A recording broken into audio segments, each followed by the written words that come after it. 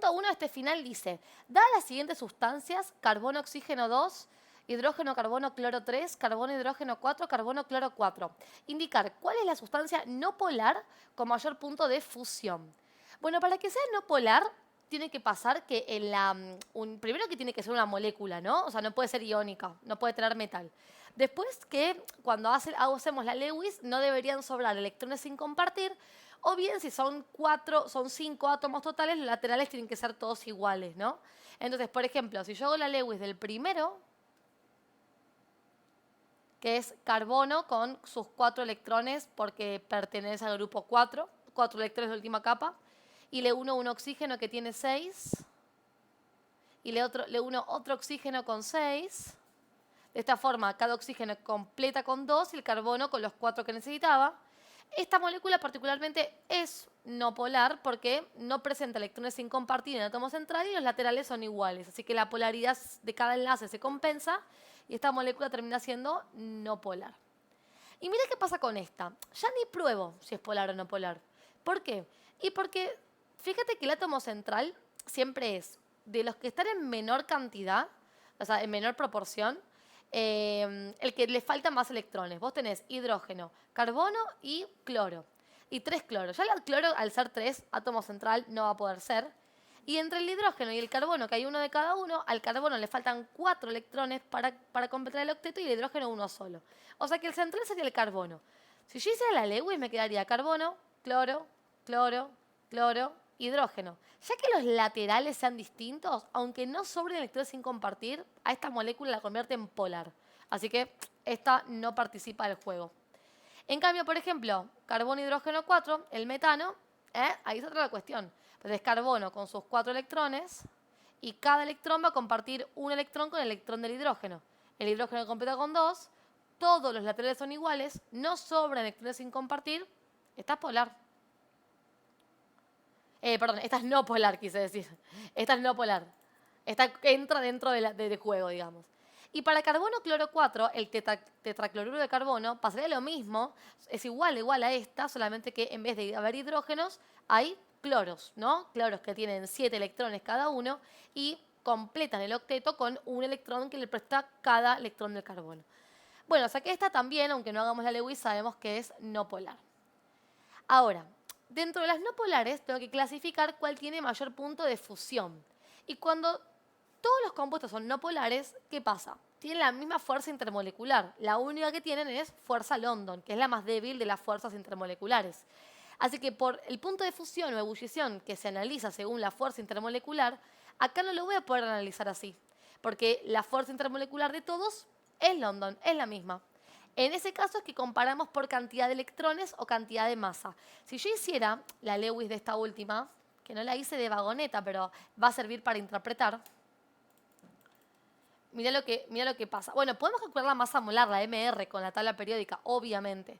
Pero si lo contamos desde la cantidad de electrones, que lo que significa eso es que aumenta la fuerza London, que de ella depende, de los electrones depende, lo que podemos ver es que a una mayor cantidad de electrones, mayor será la intensidad de esa fuerza. Y claramente, si yo hago la Lewis, se puede ver bien que esta molécula tiene mucha más cantidad de electrones compartidos que esta o que esta. Así que aquella que tenga más electrones o bien mayor masa molar es la que tiene mayor punto de fusión o de ebullición. Así que la respuesta a este ejercicio, la persona que lo hizo correcto, es el tetracloruro de carbono. Se calcular la pKb de una base débil sabiendo que una solución 0,0200 molar tiene pOH 2,56. ¿Sí? ¿Lo hacemos? A ver, nos preguntan calcular el pKb de una base débil. No sabemos qué es la base débil, así que para calcular pKb voy a hacer uso de las fórmulas directamente. Podemos plantear la ecuación química de equilibrio químico, si queremos, pero en este caso directamente podemos plantear fórmulas. pKb entonces se calcula como el menos logaritmo de Kb. Y si queremos... ¿Estás bien? Y si queremos calcular Kb se calcula como la concentración de productos dividido la concentración de reactivos, que en el equilibrio la concentración de productos es X. Entonces X son 2 productos, que va a quedar X al cuadrado. Y en el denominador vamos a poner la concentración de equilibrio. Para repasar eso, esto era así. Si vos tenías una base, ponele que la base la simbolizamos con la letra B, y le uníamos agua, lo que sucedía es que esa base recibía un hidrógeno de parte del agua y formaba el ácido conjugado, y se formaban oxidrilos que desprendía el agua cuando perdía ese hidrógeno. Entonces, claro, en el inicio hay una cierta concentración inicial de esto, que vendría a ser esta que me dan acá, 0,0200 molar, y por el momento nada de los iones. Cuando se llega al equilibrio, se pierde una cierta cantidad X de la concentración inicial. Esto de acá simbolizaría lo que es la concentración de equilibrio de la base, y esa cantidad de X es lo que se produce de estos productos. Por eso la fórmula de la KB es X por X, o sea, X al cuadrado, dividido la concentración inicial menos X, que vendría a ser esto de por acá. Así que si calculo la KB, puedo calcular el PKB, que es lo que me piden. Y X no lo tengo, pero X es la concentración de oxidrilos en el equilibrio. Y yo tengo el pOH. Así que si quiero calcular la concentración de oxidrilos, puedo usar la fórmula 10 elevado a menos pOH. O sea, 10 elevado a menos 2,56 en este caso. Así que hago 10 elevado a menos 2,56 y esto me da 2,75 por 10 a la menos 3 molar.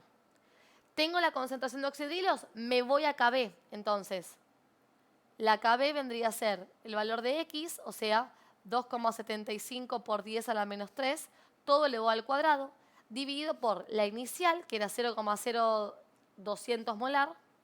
No le ponemos unidades a la constante de equilibrio, ¿viste? Menos, y de vuelta X. ¿Y quién es X? La concentración de oxidrilos, o sea, 2,75 por 10 a la menos 3. Y bueno, a ver qué pasa si hacemos esta cuentita. 2,75 exponencial menos 3 al cuadrado dividido 0,0200 menos 2,75 exponencial menos 3. Esto me da 4,38 por 10 a la menos 4. Y si ahora calculo la PKB, tendré que hacer el menos logaritmo de esto, de 4,38 por 10 a la menos 4. Y el menos logaritmo de 4,38 por 10 a la menos 4 me da 3,36.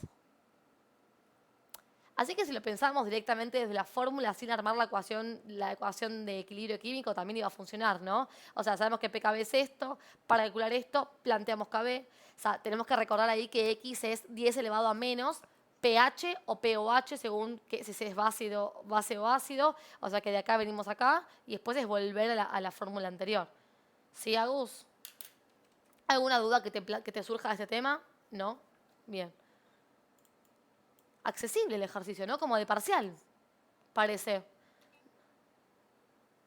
Sí, no, al contrario. Bastante directo.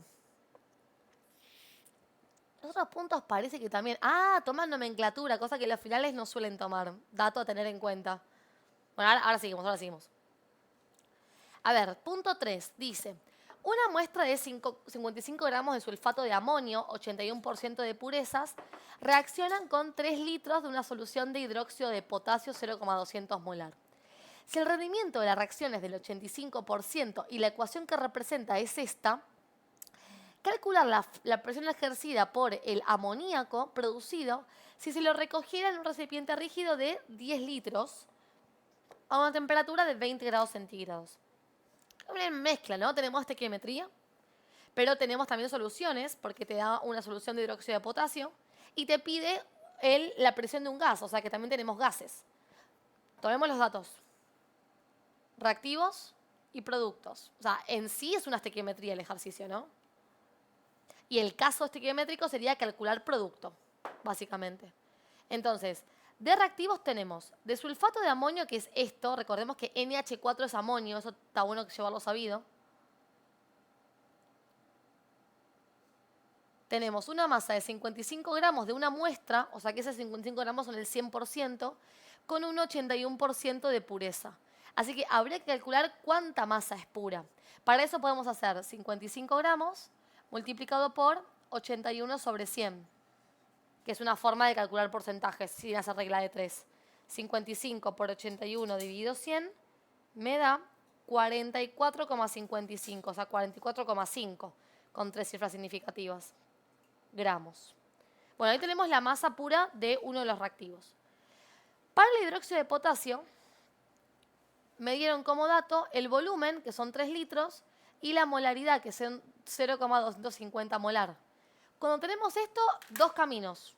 O planteamos que es una regla de 3, diciendo que hay 0,250 moles cada un litro. O como justo tenemos el volumen en litros, podemos calcular moles haciendo la molaridad por el volumen directamente. Ahí como que cada uno elige su propio camino, ¿no?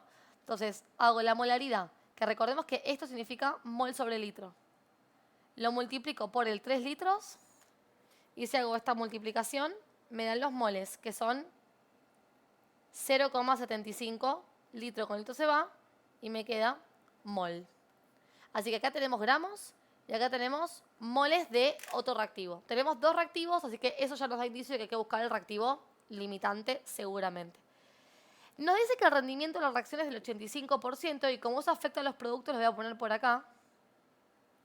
Y también tenemos que queremos calcular para el amoníaco la presión del gas si se lo recoge en un volumen de 10 litros a una temperatura de 20 grados centígrados. Acá ya ese P, B y T nos da el indicio que tenemos que usar P por B igual a N por R por T, ¿no? Para calcular presión.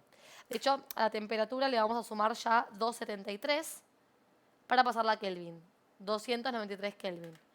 Dicho sea de paso, el hecho de que te pidan presión o a veces volumen o a veces temperatura de un gas te da indicio de que de la estequiometría tienes que calcular los moles de ese gas. O sea, estequiométricamente voy a buscar los moles del amoníaco para después poder calcular la presión del amoníaco. Y bueno, como no tengo moles ni voy a poder calcularlo desde acá, voy a plantear ahora la estequiometría con la reacción, ¿sí? A ver, tenemos. ¿Hasta acá vamos bien? Perfecto.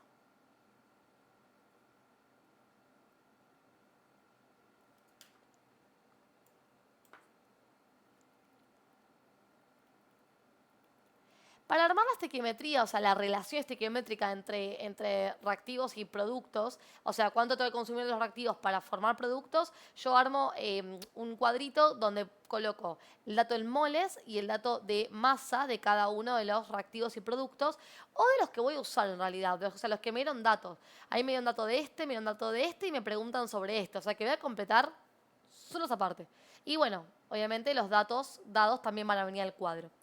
Entonces, en la parte de moles voy a usar los coeficientes estequiométricos. O sea, acá habría 1, o sea, sería 1 mol, consume 2 mol de... Un mol del primer reactivo consume 2 moles del segundo y producen 2 moles de amoníaco. Y también en masa hago la relación, la proporción, para poder usar los datos de gramos directamente sin tener que hacer pasajes. Acá la SMR no me la dieron, así que voy a calcularlas. A ver, para NH42SO4 tenemos 2 por... Entre paréntesis, la masa del nitrógeno es 14 más 4 por 1 del hidrógeno. Más la masa del azufre, que es 32, más 4 por 16. Me da que la MR es 132 gramos mol.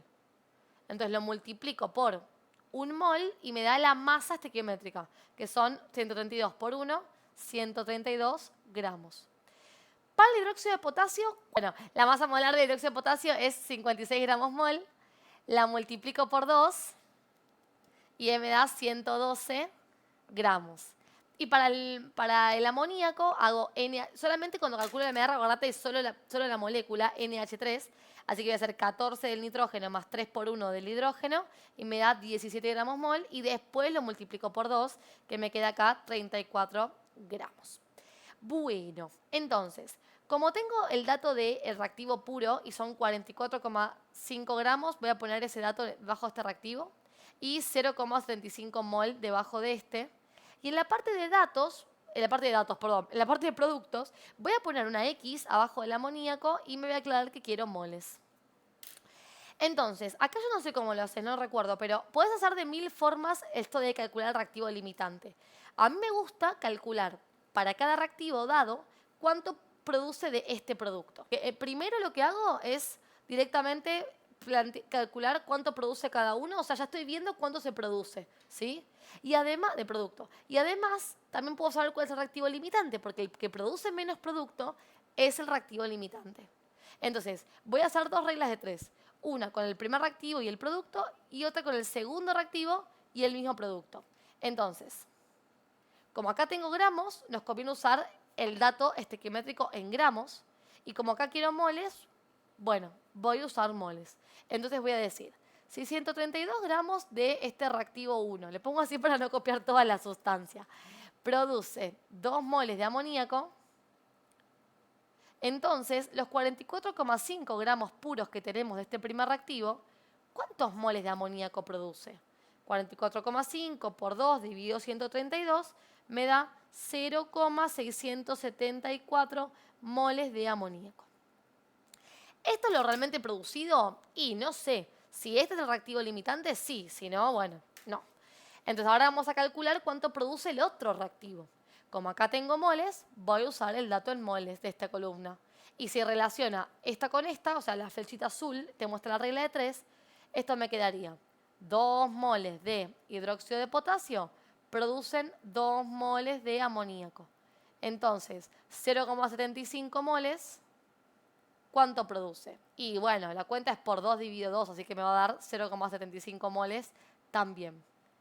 Bueno, ¿qué pasa? El hidróxido de potasio quiere producir más producto que el reactivo 1, así que esta cantidad no se va a poder producir porque este es un reactivo que está en exceso y este finalmente es el reactivo limitante. Así que teniendo el reactivo limitante y sabiendo que el cálculo que hicimos recién representa al 100% del producto esperado, el famoso producto estequiométrico, lo que tenemos que calcular es el rendimiento. A ver cuánto se produjo realmente. Como el rendimiento es del 85%, ahí voy a decir, bueno, si el 100% esperado son 0,674 moles, el 85%, ¿cuántos moles son?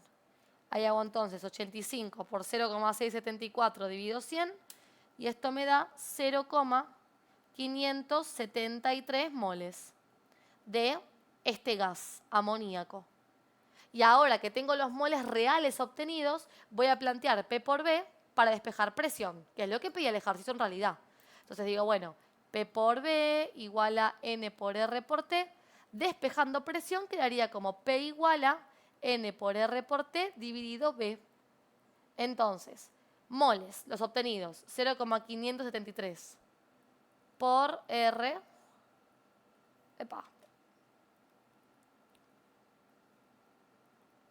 Por temperatura, que era 293,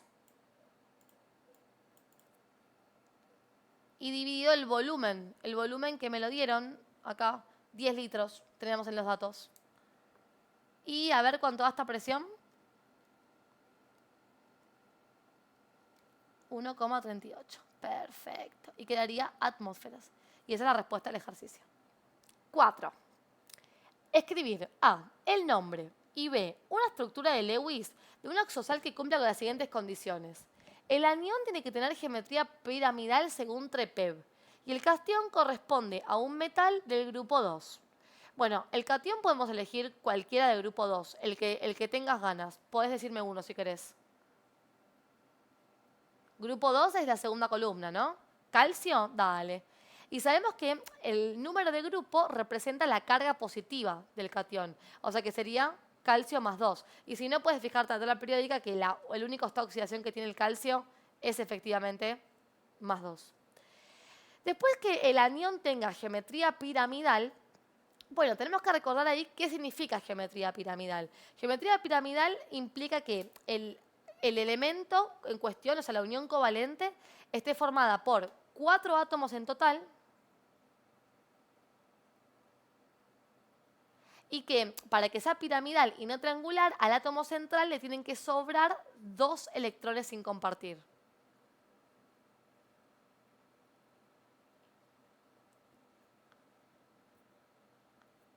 Para elegir un no metal que pueda cumplir con esto, la realidad es que es medio complicado pensar, habría que probar opciones, elegir no metales que formen aniones, que en realidad serían oxoaniones, porque como yo quiero formar una oxosal, necesito formar oxoaniones, habría que probar qué oxoaniones formados con qué elementos forman esta estructura, una geometría piramidal. Para que te des una idea del esquema, tiene que haber un átomo central, que va a ser el no metal, tiene que haber oxígeno, oxígeno, oxígeno, y también tiene que haber acá 2 electrones sin compartir. Esa vendría a ser más o menos el esquema.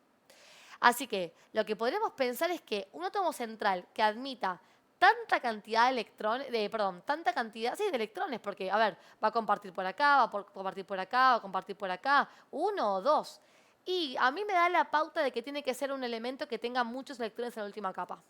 O sea, que por lo menos, por ejemplo, que sea un halógeno, que tienen 7 electrones en la última capa. Podemos elegir, por ejemplo, se me ocurre el cloro. Esto principalmente porque yo quiero que comparta con 3 oxígenos y probablemente alguno de esos puede ser que sea dativa y que encima le sobren 2. O sea, que para que tenga tanta ocupación a su alrededor, probablemente o es del grupo 16 o es del grupo 17. O sea, puede ser azufre, selenio o puede ser algún halógeno. Yo me tiro más por los halógenos, la verdad. Así que voy a elegir un halógeno cualquiera, por ejemplo, cloro, que tiene 4 cargas posibles, 1, 3, 5 y 7. Y con todas las cargas que tiene voy a formar un oxoanión. Podría formar los 4 oxoaniones que el cloro puede formar, eso no cabe duda, podría ser una opción y probar a ver cuál cumple con esta estructura de la geometría piramidal. O también, teniendo en cuenta lo que dije recién, podría pensar lo siguiente. Si el cloro va a compartir, tiene 7 electrones en la última capa, sí o sí, y va a querer compartir uno solo. Entonces, ponle que yo tenga esto así, 7, y sé que comparte, por ejemplo, un electrón con uno de los oxígenos del oxoanión, y después de compartir acá y acá, ponele que por dativa, yo lo que puedo ver con esto, sabiendo que tienen que quedar 2 sin compartir sí o sí, es cuántos electrones compartiría este cloro. Fíjate que puse 7 electrones en total porque yo ya elegí el cloro, ¿no? Y el cloro siempre tiene 7. Entonces, para no estar probando y armando un anión con cada una de las cargas, que, ojo, es una opción, también puedo tener en cuenta que como estoy buscando que pase esto, y acá obviamente tenemos al cloro, veo que el cloro va a compartir de sus 7 electrones, va a compartir 5. Va a compartir este con un oxígeno para completar su octeto. El oxígeno este, después vemos qué le pasa, o sea, cómo hace para completar él. Y después dativa con este y dativa con este. O sea que en total usaría 5 de sus electrones de la última capa. Eso implica que su estado de oxidación es 5. Todo eso que pensé recién podría evitarse si haces el oxoanión con cada uno de estos y te fijas cuál cumple con estas condiciones, ¿sí? Entonces, yo lo voy a hacer directamente con el 5 por todo este análisis que hice. Y para formar un oxoanión, a mí me gusta formar el oxoácido. O sea, primero tomo el cloro con su carga y formo el óxido. Y eso se resuelve cruzando cargas. ¿Sí? Cuando tienes una molécula binaria, puedes cruzar las cargas y listo. Quedaría cloro 2, oxígeno 5. Y a esta sustancia, que si se puede se simplificarían las atomicidades, pero acá no se pueden simplificar, a esta sustancia obtenida le voy a sumar agua. Cuando le sumo agua, lo que forma es el oxoácido, esa estructura que es hidrógeno, no metal, oxígeno. Y fíjate, hidrógenos hay 2, así que acá pongo un 2. Cloros hay 2, así que acá pongo un 2. Y oxígenos hay 5 más 1, 6. Como estos 3 números son divisibles por 2 los 3, voy a simplificar todo por 2. Divido por 2 me queda 1, divido por 2 me queda 1, divido por 2 me queda 3. O sea que el oxoácido es hidrógeno, cloro, oxígeno, 3. Ahora, ¿cómo se forma el anión, el oxoanión para formar la oxosal?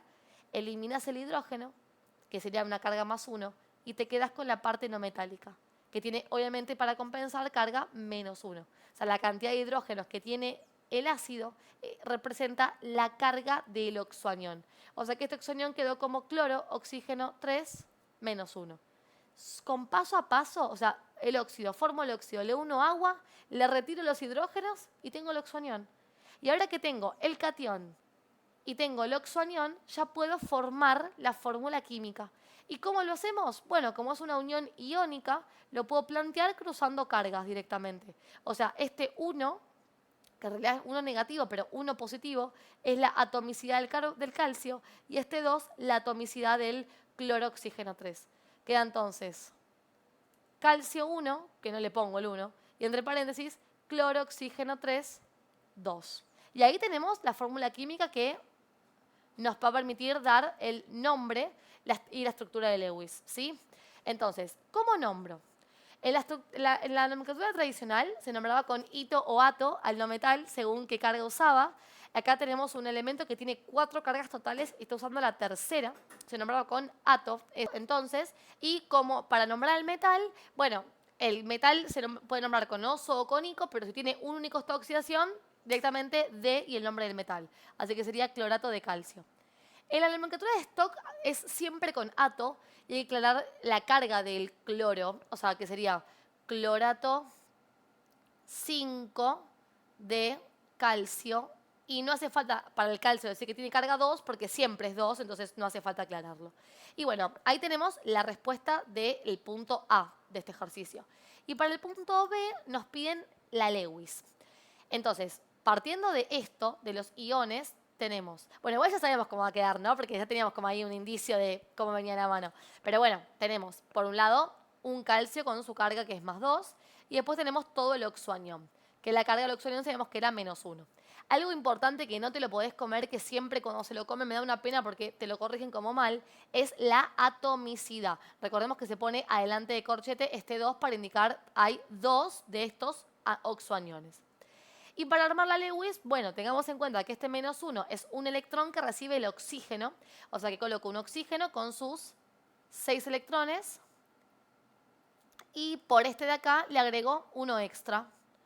Y este oxígeno, que tiene 7 ahora, se va a unir al cloro, que también tiene 7, cosa que ya habíamos pensado anteriormente, y se une un electrón. Y ahí el cloro completó y el oxígeno también. Y los otros 2 oxígenos se van a unir por dativa, ya que el cloro completó y no necesita recibir más electrones. Y fíjate que se cumple la estructura piramidal, ¿no? O sea, tenemos un átomo central con 3 átomos a su alrededor y le sobran 2 electrones sin compartir. Un volumen de 250 mililitros de solución contiene una masa de 3,15 miligramos de un ácido monoprótico, lo cual implica que tiene un único hidrógeno, de masa molar 63 gramos mol. Calcular el pH de la solución. Es un ácido fuerte. Me olvidé de la palabra fuerte, pero lo dice.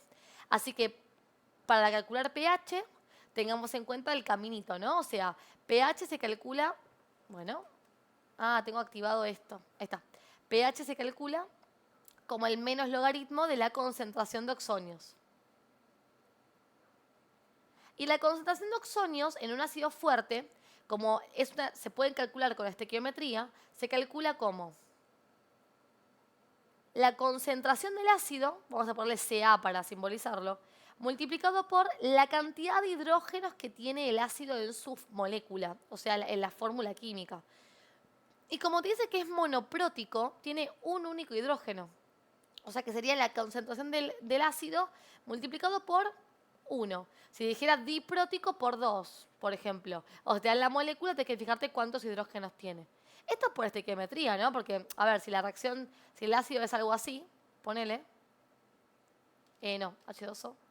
¿Qué es lo que pasa? El hidrógeno migra al agua, se forman los oxonios y va a quedar una base conjugada. Un anión en dilución. Y la relación entre el ácido y la cantidad de oxonios formados es 1 a 1. O sea que la concentración del ácido y la concentración del oxonio va a ser la misma en caso de que sea monoprótico el ácido. Así que para calcular la concentración de oxonios necesito la concentración del ácido y ahí es donde está ese truquito que a mí me gusta usar para hacer rápido la concentración molar,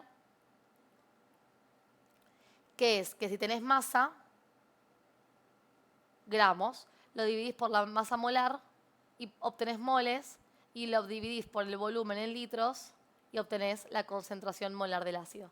Así que este ejercicio está bastante cocinadete, digamos, está bastante cocinado si tenemos bien en cuenta todo el procedimiento para hallar pH de un ácido, ¿no? Y bueno, a ver qué tenemos. ¿Tenemos la masa? Sí, acá, 315 miligramos. Está en miligramos, así que la vamos a pasar a gramos dividiendo por 1000. 315 dividido 1000. 3,15 por 10 a la menos 3. Ahí tenemos gramos. Entonces tenemos la masa, 3,15 por 10 a la menos 3 gramos. Lo dividimos por la MR, por 63 gramos mol. Me da 5 por 10 a la menos 5. Serían moles, porque los gramos se simplifican. Y lo dividimos por el volumen en litros. Ah, no está en litros tampoco. Acá tenemos un volumen de 250 mililitros. Dividimos por 1000 y lo pasamos a litros. 0,25 litros.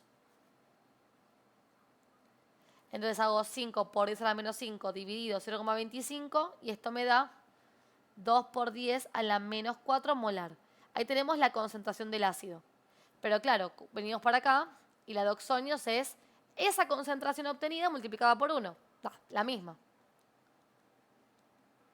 Así que ahora puedo volver a pH y decir, bueno, pH es el menos logaritmo de 2 por 10 a la menos 4 molar. ¿Y cuánto da eso? 3,70. Y tiene todo el sentido del mundo, ¿no? Porque como es un ácido, tiene que dar menor a 7. Y un ácido fuerte, lo más probable es que esté más cercano al 0 que al 7. Bueno, igual está bastante medio este valor. No importa eso. Lo importante es que el pH sea entre 0 y 7. Se mezclaron 18 gramos de yodo con 250 mililitros de agua.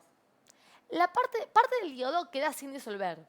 Y resulta una solución de yodo en agua. Eso significa que la parte del yodo que quedó disuelto en agua de 2,35% masa sobre masa.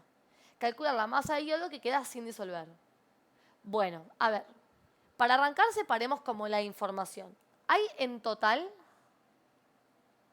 hago un paréntesis. La otra vez cuando tuvimos clase, vimos un ejercicio parecido a este, pero no era igual. Era como el camino contrario, justo. Era también con yodo, pero el ejercicio te preguntaba cuánto queda sin disolver, pero el camino era distinto, porque te daban la masa de la solución total. Acá no, y esa es la dificultad que tiene este ejercicio. Lo hacemos y te muestro. O sea, en total hay 180 gramos de yodo. De estos 180 gramos, parte se disuelve en solución con los 250 mililitros de agua. Que cabe aclarar que lo más probable es que el agua en un ejercicio de soluciones la necesitemos en gramos, no en mililitros. Y como la densidad del agua es 1 gramo cada 1 mililitro, 250 mililitros son 250 gramos. O si no, hacemos la cuenta de volumen por densidad y obtenemos la masa y nos va a dar 250 gramos. O sea que de los 18 gramos de yodo, ahí está. De los 18 gramos de yodo, parte se disuelven con 250 gramos de agua. Y otra parte queda como sin disolver.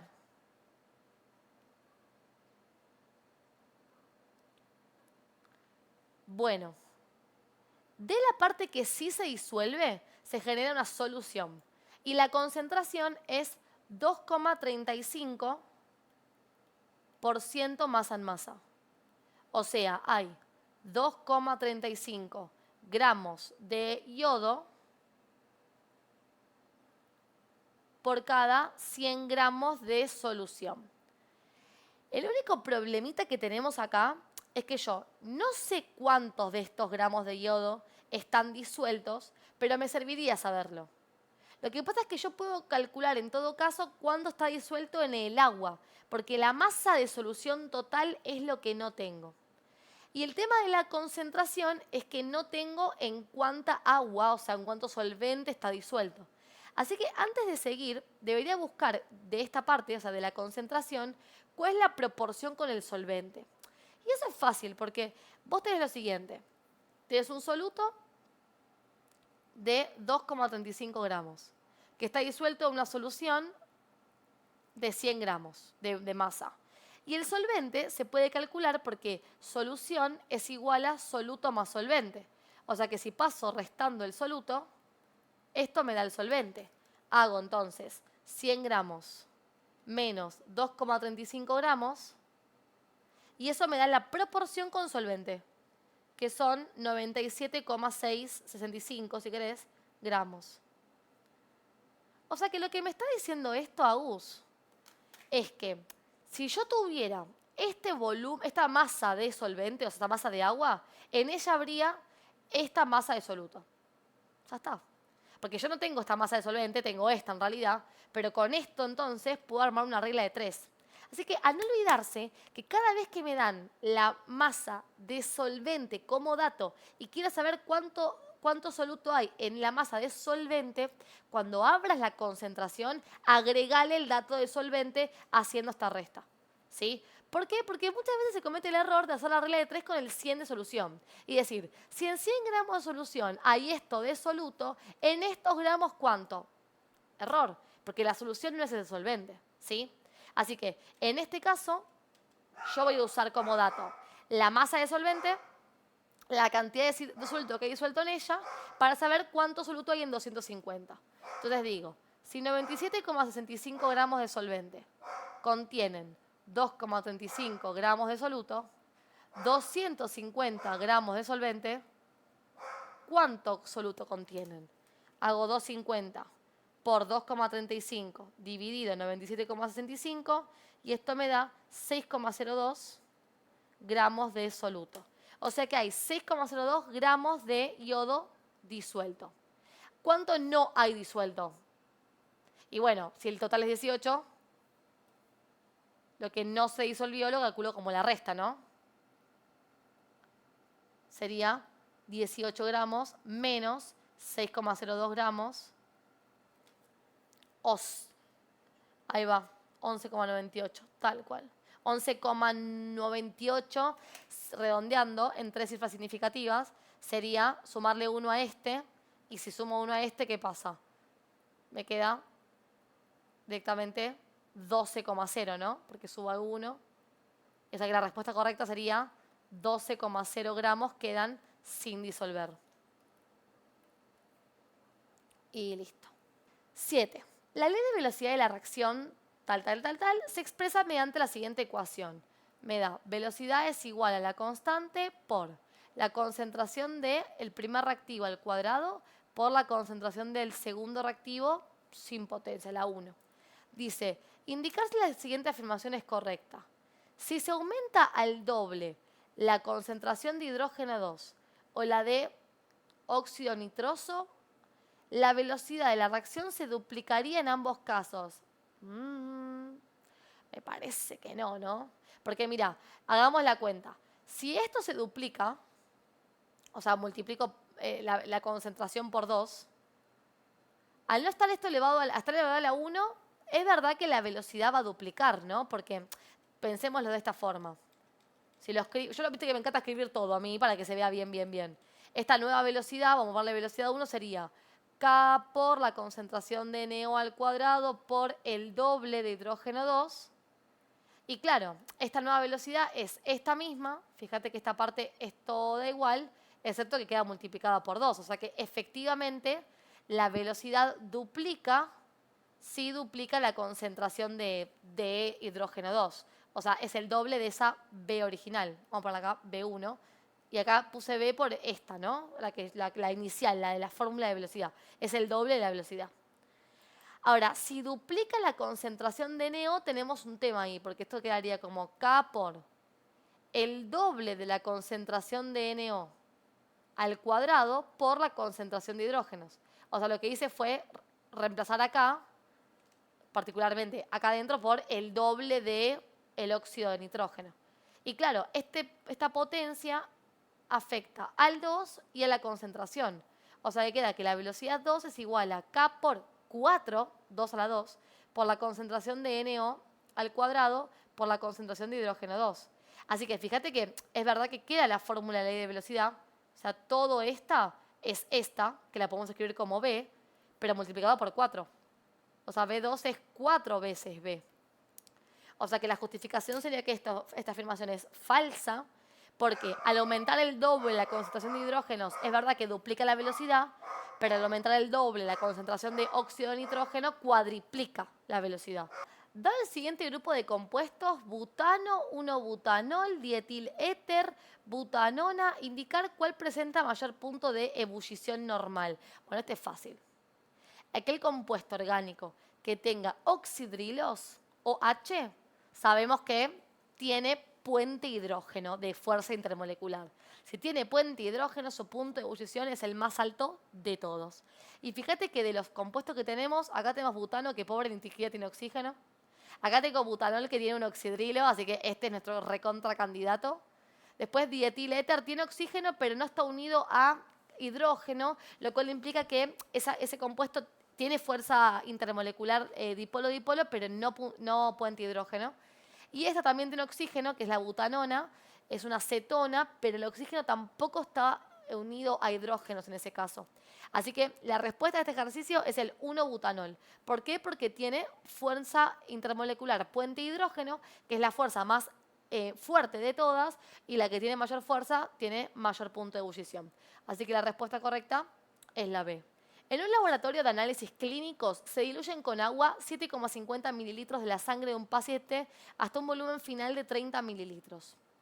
En la solución diluida la concentración de hemoglobina es 0,00130% masa sobre volumen. Indicar la concentración molar de hemoglobina en la sangre.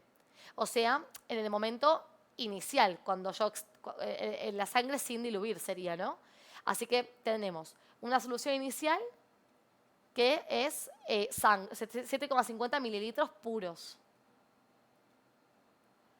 Y tenemos un volumen final de 30 mililitros, que es después de haberle agregado agua a eso. La concentración final es 0,00130% masa sobre volumen. O sea, hay 0,00130 gramos de soluto por cada 100 mililitros de solución. Y lo que me están preguntando es la concentración molar de la hemoglobina en la sangre, o sea, en el momento inicial, cuando no estaba diluida. Así que, como quiero la molaridad, lo que quiero saber es cuántos moles de esta hemoglobina, o sea, de soluto hay, cada 1000 mililitros de solución. Bueno, dilución, ¿no? O sea, arranco calculando cuánto soluto hay en la solución que no es la incógnita. O sea, cuánto soluto hay acá. Y como yo tengo 30 mililitros, puedo hacer regla de 3 diciendo, si 100 mililitros de solución contienen 0,00130 gramos de soluto, 30 mililitros de solución, X. Ahora entonces 30 por 0,00130 dividido 100 y esto me da 3,9 por 10 a la menos 4 gramos. O sea, esa es la cantidad de hemoglobina que hay disuelta en la solución final. Pero también es la cantidad de hemoglobina que hay en la solución inicial. O sea, en los 7,50 mililitros. Porque como siempre explico, de acá a acá se agregó agua, pero no más soluto. Así que el soluto es el mismo. Ahora, como yo quisiera tener el dato en moles de soluto, voy a agarrar estos gramos y pasarlo a moles. ¿Y cómo paso a moles? Dividiendo por la masa molar que me la dieron. ¡Wow! ¡Qué grande! La molécula enorme debe ser esa. Entonces hago 3,9 por 10 a la menos 4 dividido 64.000. Y esto me da que hay 6,09 por 10 a la menos 9 moles de hemoglobina disueltos. Perfecto. Entonces, estos moles están disueltos en este volumen. Entonces voy a decir, si 7,50 mililitros contienen 6,09 por 10 a la menos 9 moles de hemoglobina, entonces en 1000 mililitros, ¿cuántos moles de hemoglobina hay? Hago entonces 1000 por 6,09 por 10 a la menos 9 dividido 7,50 y esto me da 8,12 por 10 a la menos 7 molar. Pongo molar directamente porque son los moles cada 1000 mililitros. Bastante chiquitita esta concentración, pero bueno, digamos que la concentración final también es muy, muy chica, así que nos daba una referencia, ¿no? Dice, en un recipiente hay 0,325 gramos de este óxido de nitrógeno y una cierta cantidad de monóxido de carbono. Te pide indicar la cantidad de monóxido de carbono en milimoles, sabiendo que hay en total 9,21 por 10 a la 21 átomos de oxígeno. Como las dos sustancias tienen oxígeno, lo primero que voy a hacer es calcular cuánto oxígeno proviene de esta sustancia. Porque si yo eso se lo resto después a esta cantidad, entonces puedo saber cuántos oxígenos vienen de la otra. Así que, como primer paso, no es tan intuitivo, pero hay que hacerlo, es calcular cuánto oxígeno hay en estos 0,325 gramos de el óxido de nitrógeno. A mí para hacer esas cuentas me gusta armar un cuadro de datos que me relaciona a la masa de la molécula con el número de partículas que contiene. Ese cuadro se forma así, mira. Tenemos el óxido, nitrógeno y oxígeno. En la primera fila voy a anotar la relación en moles. Y voy a decir que en un mol de sustancia hay un mol de nitrógeno, porque hay un único nitrógeno en la sustancia, y hay 2 moles de oxígeno. En la siguiente línea voy a hacer la relación en cantidad de partículas. Y voy a decir que 6,02 por 10 a la 23 moléculas, o sea, un mol, contiene un mol de nitrógeno y un mol equivale a 6,02 por 10 a la 23 átomos de nitrógeno. Y 2 moles de oxígeno, lo cual lo podemos calcular haciendo 2 por 6,02 por 10 a la 23 átomos. Y eso me da 1,204 por 10 a la 24. O sea que el segundo renglón se calcula multiplicando el número de Avogadro por los moles que pusimos en el renglón superior. Y en la siguiente fila, la línea de masas, ¿no? La masa molar. Hay un mol de nitrógeno, cada mol de nitrógeno tiene una masa de 14 gramos. Hay 2 moles de oxígeno, cada mol de oxígeno tiene una masa de 16, ¿no? En la tabla periódica. Si hago 16 por 2, me da 32 gramos de oxígeno en un mol de molécula. Y si sumo 14 más 32, me da la masa molar, o sea, la masa molar de toda la sustancia, que son 46 gramos. Una vez que me armo esto, que es como una especie de estequiometría, vamos a agregar la línea de datos. Y en la parte de datos voy a poner lo que sé. Yo sé que tengo 0,325 gramos de la molécula completa. Y lo que buscaría calcular es cuántos átomos de oxígeno contiene ella. Entonces, claro, este cuadro me relaciona todas las unidades entre sí. Entonces, como yo acá tengo gramos, de esta columna voy a usar los gramos. Y como acá quiero calcular átomos, de esta columna voy a usar el número de partículas. Y me queda una regla de 3 simple armada. Diría, si 46 gramos de este óxido contienen 1,204 por 10 a la 24 átomos de oxígeno, entonces 0,325 gramos del óxido, ¿cuántos átomos de oxígeno contiene? Hago 0,325 por 1,204 exponencial 24 dividido 46 y esto me da 8,51 por 10 a la 21 átomos de oxígeno. O sea que de todos estos átomos que había de oxígeno, esta parte vienen de la primera sustancia. Así que lo que voy a hacer ahora es a 9,21 por 10 a la 21 átomos de oxígeno le voy a restar 8,51 por 10 a la 21. Entonces, esta resta, ¿qué me va a dar? ¿Cuántos átomos de oxígeno vienen del monóxido de carbono? A ver cuánto da esto. 7 por 10 a la 20, perfecto. Átomos de oxígeno. O sea que estos vienen del monóxido. Entonces ahora yo vuelvo a arrancar por lo pronto. O sea, vuelvo a hacer la misma estructura. Con el monóxido de carbono armo su propio cuadro. Acá el cuadro igual podés, una vez que interpretás bien los datos que necesitas, podés no hacerlo. Pero es como que te ordena la regla, ¿viste? Entonces pongo el carbono, pongo el oxígeno y digo, bueno, un mol de monóxido de carbono tiene un mol de carbono, un mol de oxígeno. Y como un mol equivale al número de Avogadro, acá sería 6,02 por 10 a la 23, 6,02 por 10 a la 23, 6,02 por 10 a la 23 también. Y después, ¿qué más tenemos? Las masas. Igual no las necesito acá, porque yo quiero moles del monóxido de carbono y tengo átomos de oxígeno. Puede que las masas no las completaríamos, pero si no nos damos cuenta, lo completamos igual. La masa de un mol de carbono son 12 gramos. La masa de un mol de oxígeno son 16 gramos.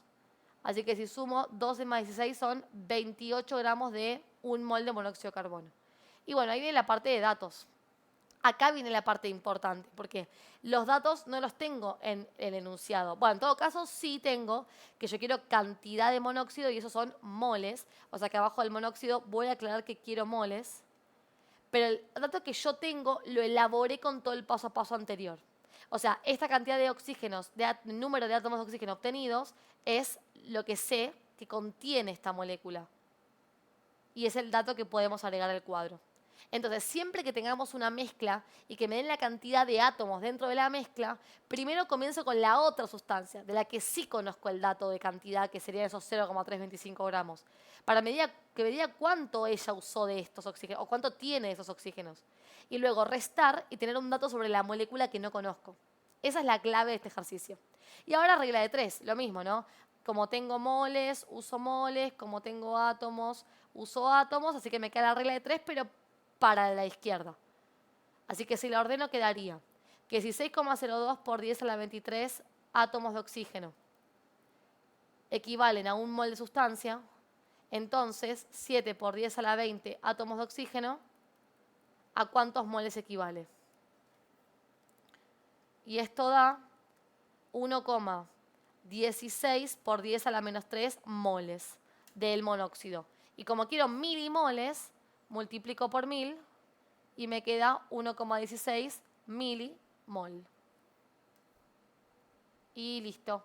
Ahí respondimos el ejercicio.